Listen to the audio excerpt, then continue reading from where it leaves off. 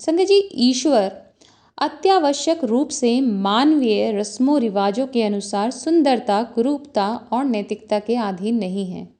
माता पार्वती के साथ शिव जी के विवाह के अवसर पर भगवान शिव अपने उलझे हुए बालों पर एक मुकुट के रूप में अर्धचंद्र धारण करके पहुंचे, जिसके साथ गंगा उनके बंधे बालों की लट से आरोहण कर रही थी और उनके शरीर पर राख मली हुई थी।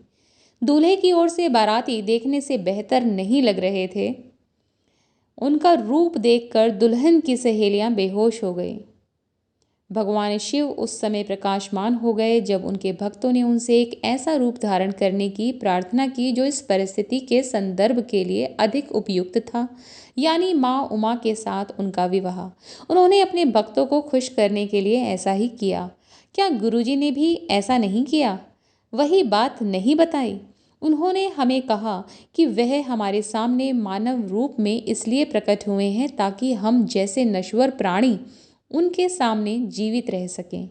जय हो महाराज की। हमारे सामने उनका मूल रूप 10,000 वोल्ट के विद्युत स्रोत को साधारण घरेलू बल्ब से जोड़ने जैसा होगा। यहाँ तक कि अगर हम चाहते हैं, हमारी तीव्र इच्छा होती भी है, तो भी हम उनका आवेश, उनका तेज सहन नहीं कर सकेंगे। भगवत गीता का वह प्रसंग याद है ना, जब अर्जुन को भगवान कृष्ण को विराट स्वरूप में देखने के लिए दिव्य नेत्रों की आवश्यकता पड़ी थी। वैसे भी भक्त गुरुजी को उनके मानवीय रूप में भी बिना आंखें नीचे झपकाए नहीं देख सकते थे। उनका आभा मंडल इतना तीव्र था, वह कहते थे कि उनकी प्यारी संगत उनके हाथों की हथेली में कीड़े की तरह प्रतीत होती है।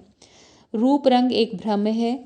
दिखावट करना महानता की गारंटी नहीं है और महानता दिखावे की गुलाम नहीं है। आत्मा की सुंदरता शारीरिक सुंदरता से अधिक महत्वपूर्ण है, जो केवल त्वचा की गहराई तक है। स्वयं भगवान शिव के अतिरिक्त इसका और कोई उदाहरण नहीं हो सकता। जय गुरु जी, शुक्राना गुरु जी।